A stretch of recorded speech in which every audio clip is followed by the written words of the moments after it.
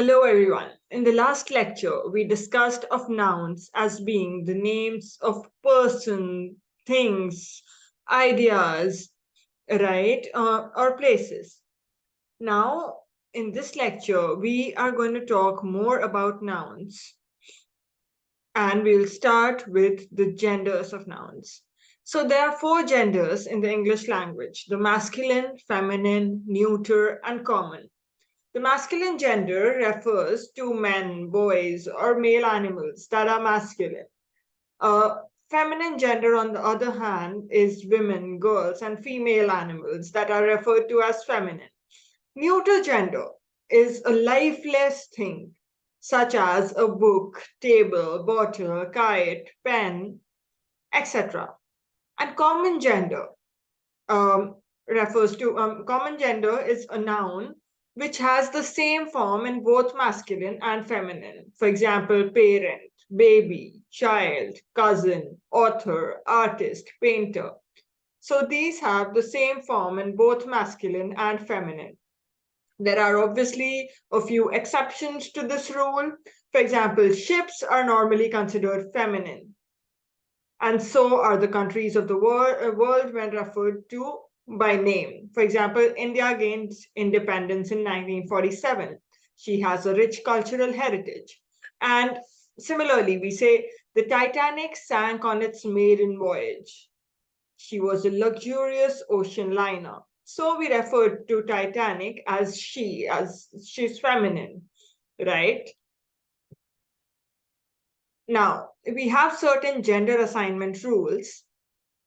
So the neuter gender is applied to the names of lifeless things, as we have already discussed. So generally, material and abstract nouns are of the neuter gender because material nouns are lifeless. Obviously, gold, wood, silver, copper, all of these are lifeless. Gold is a precious metal. It has a lustrous shine.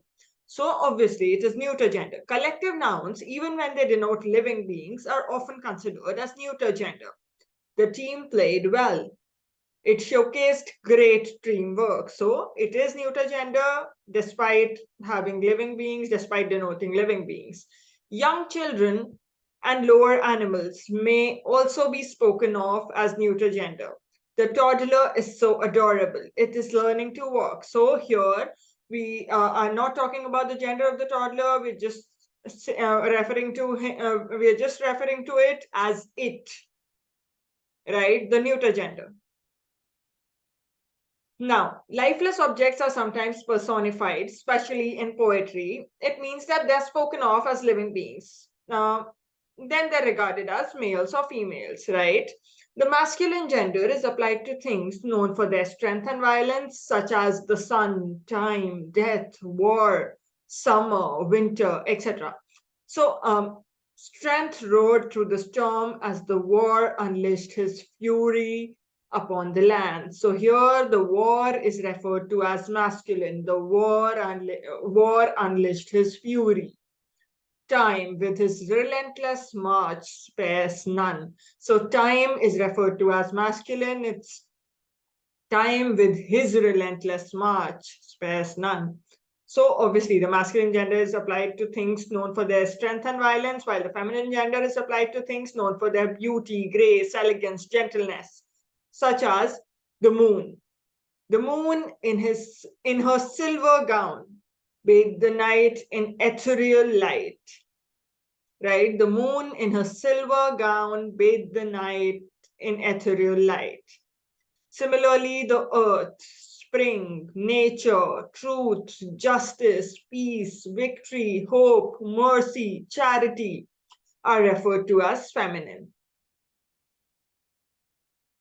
Now we have certain ways of changing gender. We're talking about the three ways of forming feminines of nouns. One is using an entirely different word. Second is by changing the prefix or the suffix, that is by changing the before word or the after word. And the third one is by adding ESS to the masculine, right? So by using an entirely different word, for example, bachelor is masculine, maid is feminine, husband, wife, boy, girl, horse, mare, fox, vixen, king, queen, brother, sister. So here we use an entirely different word for the feminine. This is one way of changing gender. Another way, as we talked about, is by either changing the prefix or the suffix. For example, he bear, she bear. So we have changed the prefix here. She bear, cock sparrow, hen sparrow. Wool calf, cow calf. So here we have changed the prefix. Now we would be talking about those where we change the suffix. Milkman, milkmaid. Grandfather, grandmother. Barman, barmaid. Peacock, peahen, right? So here we have changed the suffix. Now, when we add ESS to the masculine, that is another way of changing gender. Now, the addition of ESS could be done in three ways. One is without any change in the form of the masculine. For example, author, authoress, mayor, mayoress, priest, priestess, pure, puress, higher, higheress, poet, poetess, right? After dropping the last vowel of the masculine, here we add the ESS after dropping the last vowel of the masculine. So actor, we drop the O, actress. Tiger, tigress. Benefactor, benefactress. Waiter, waitress. Porter, portress. Director, directress, right? Now, another addition of ESS is in an irregular way. Duke, duchess. Emperor, empress. God, goddess. Lad, laddess. Lad, lass. Lad, lass. So here it's not laddess. It's not the first one by just directly adding ESS without changing the form of the masculine. Here it's in an irregular way. Lad, lass. Mr., Mrs., governor, governess. Right? Now, we have certain exceptions to the ways of changing gender. So, bridegroom is masculine, bride is feminine. Viceroy, vicereine, hero, heroine. Widower, widower, widow. Right? Similarly, beau, belle. Tsar, Tsarina. So Tsar is the title given to Russian emperors before 1917. Yeah, before 1917. So, and Tsarina. Tsarina is the feminine. Executor, executrix. Signor, signora.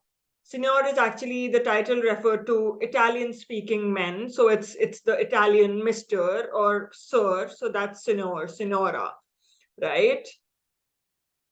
Okay. Common gender is applied to the names of persons or animals that do not indicate their sex. For example, baby, pupil, child, person, cousin, people, friend, painter, parent, servant, teacher, singer. These are common genders. We have not indicated their sex. These are persons or animals that are referred to in common gender, right?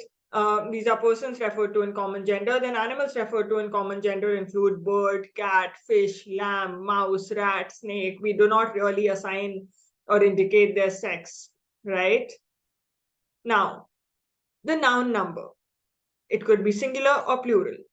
A noun or pronoun that denotes one person or a thing is said to be in the singular number, whereas those that denote more than one person or a thing are said to be in the plural number. For example, boy, child, book, cow, girl, pen, tree. These are singular, whereas boys, books, children, cows, girls, pens, trees, these are in the plural number.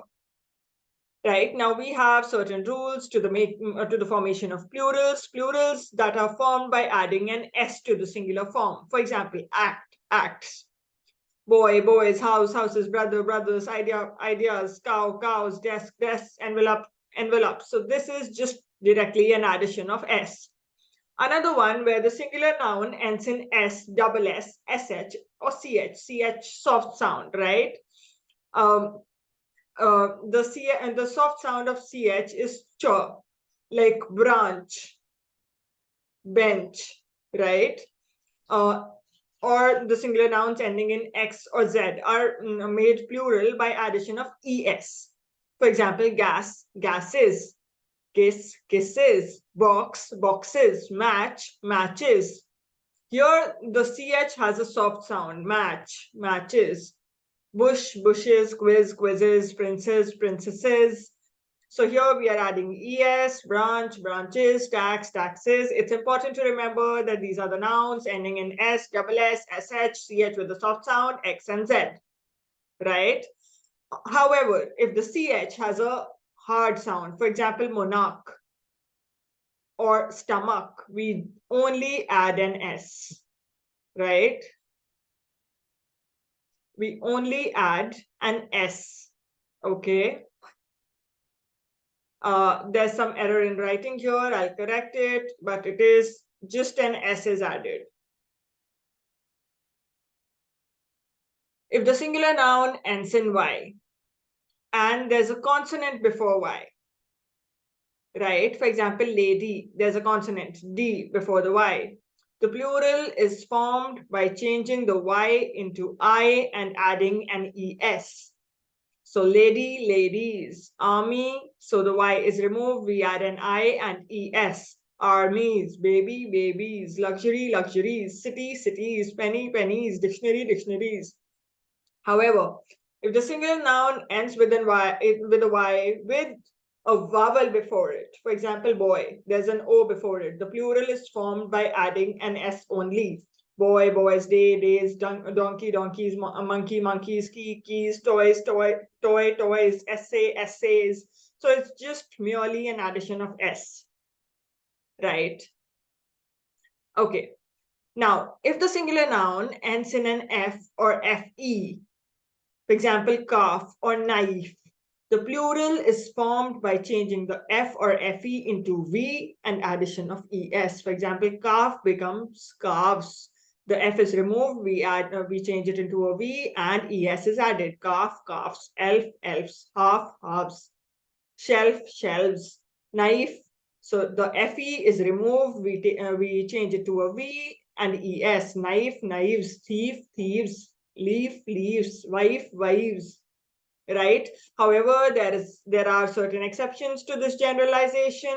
For example, belief, we just add an S, beliefs, mischief, mischiefs, uh, chief, chiefs, dwarf, dwarfs. So these are certain exceptions. This is important to remember.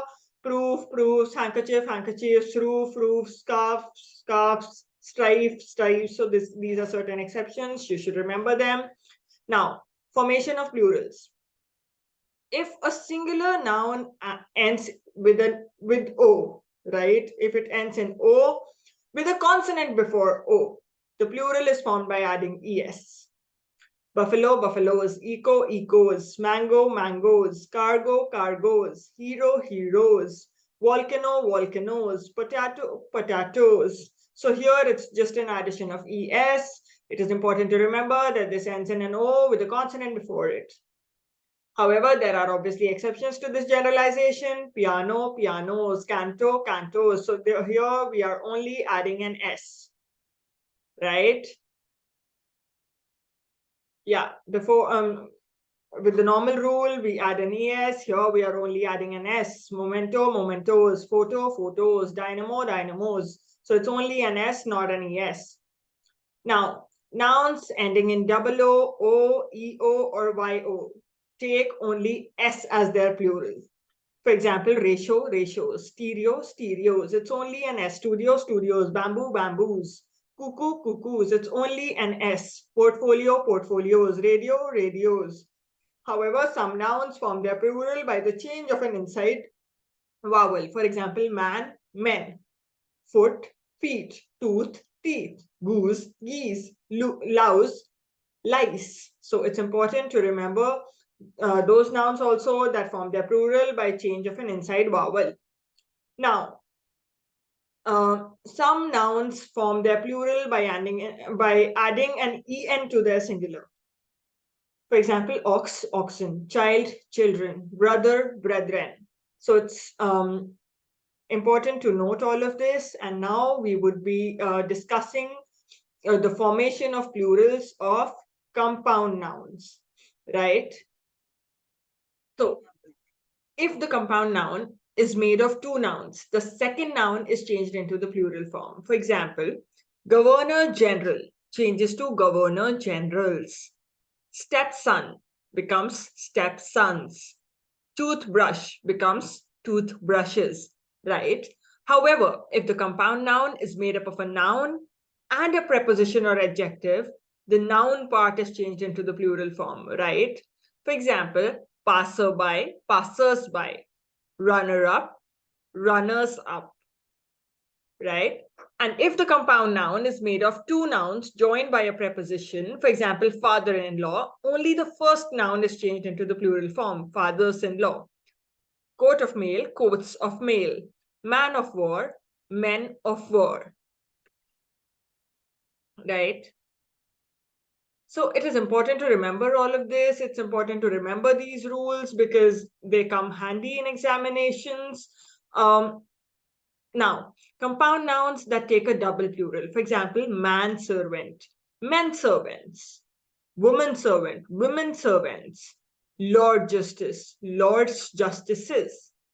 Some compound words written without a hyphen become plural only by adding s to their singular forms. Handful, handfuls, spoonful, spoonfuls, mouthful, mouthfuls, right?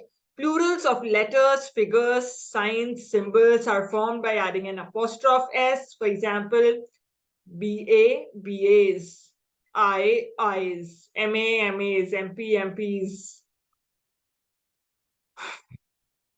MLA, MLAs, prisoners of war, POW, POWs. So it's just addition of an apostrophe s, right? Plurals of words borrowed from foreign languages. Index, indices. Crisis with an SIS becomes SES, crisis. Locus, loci. Radius, radii. Formula, formulae. Focus, foci. So these are rules that are to be remembered. Now we would be talking about change in number, that is singular or plural. Some nouns have the same form both in the singular and plural. For example, sheep, deer, fish, wheat, fruit, jury. These are the nouns that have same form in singular and plural. Nouns with the same form for plurals when used after numerals, right? So pair, dozen, score. So these are nouns that will have the same form for plurals if they're used after numerals. For example, um, I need two dozen of eggs. You know, wouldn't be 2 dozens of eggs. It would be 2 dozen of eggs, right? I need 200 rupees. I need 5,000 rupees. It's not 5,000 rupees, okay? So when used after numerals, these are used in their singular form only, okay?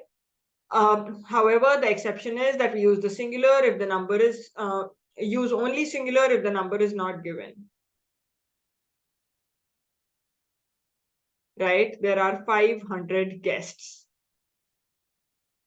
So 500. Here we have the numeral, we have 100, so we use 500, which is the singular.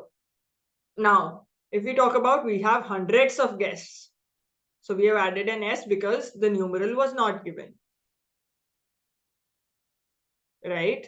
We use the plural when the numeral is not given.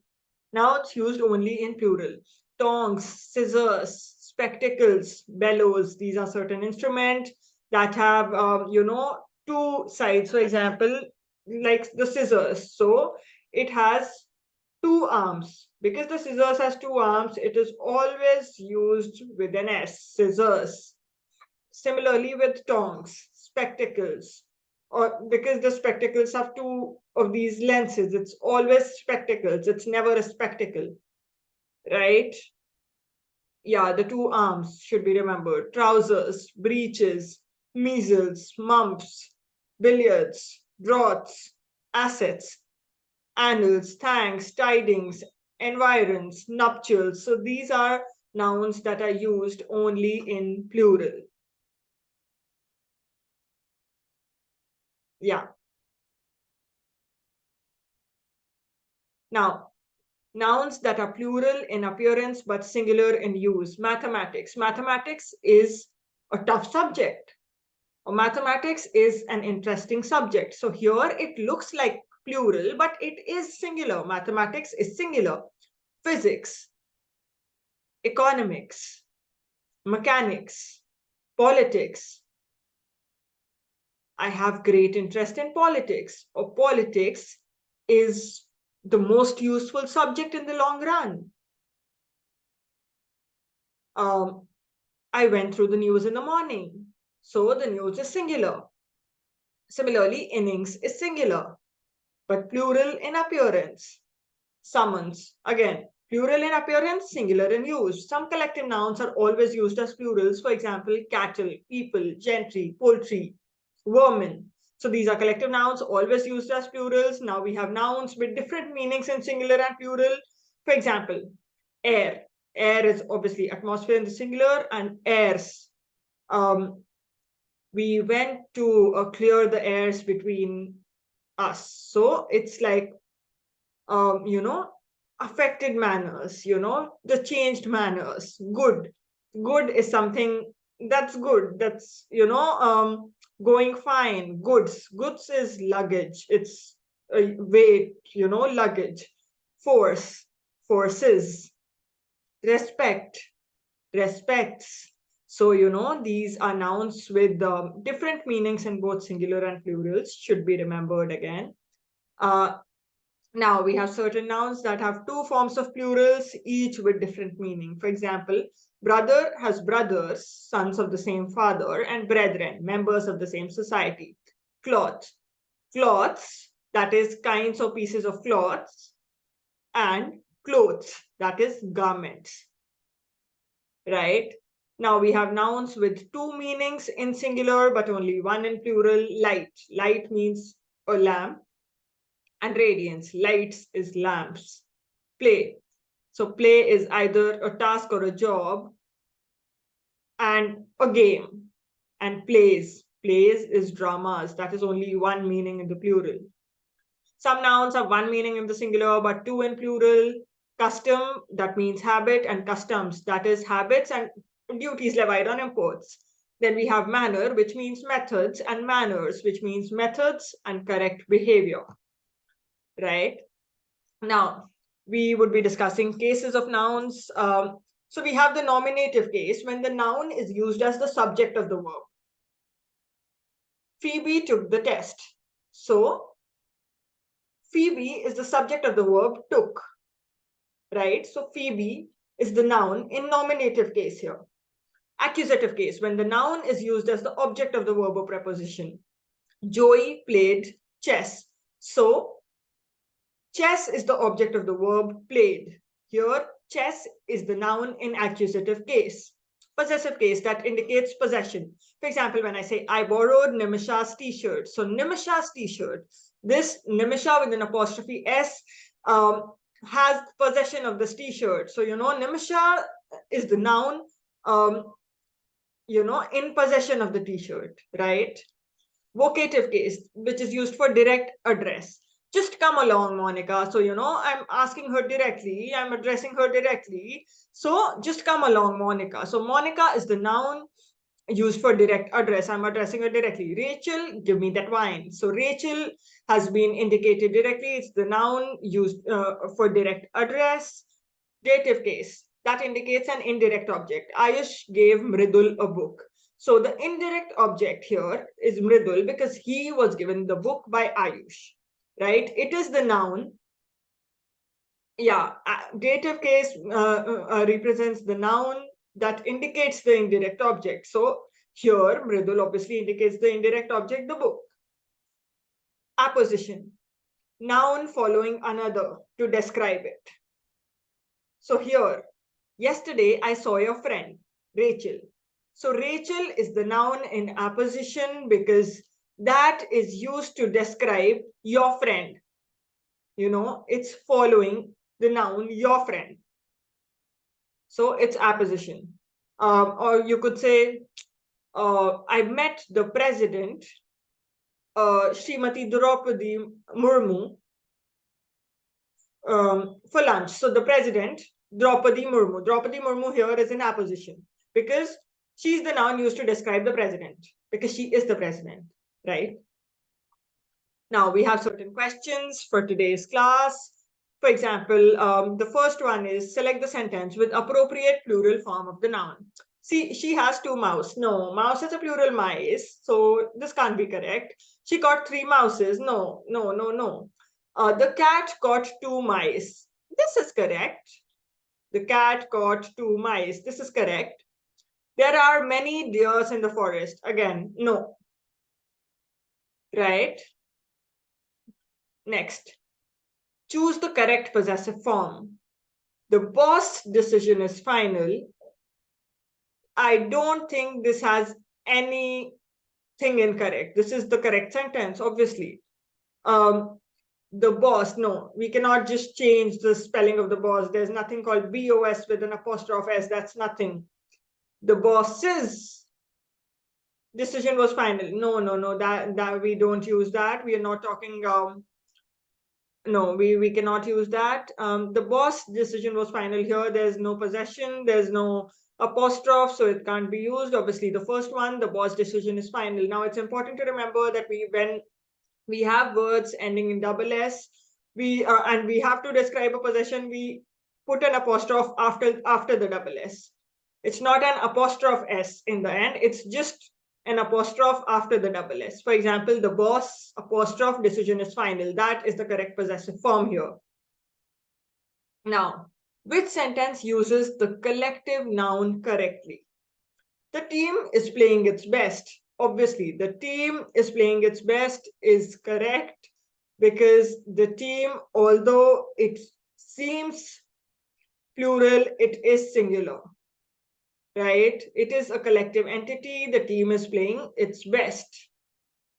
Seems similar, seems plural, is singular. The team is playing its best is the correct usage. So that is it for today. Yeah, that's it for today. We will have our tomorrow's class about pronouns.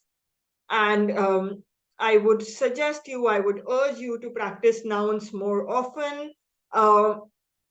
That is really important because we have covered quite a lot in nouns, and it's important to practice questions. Please do practice questions from your book. Do read up on nouns. Do let me know in case you have any doubts. Thank you so much.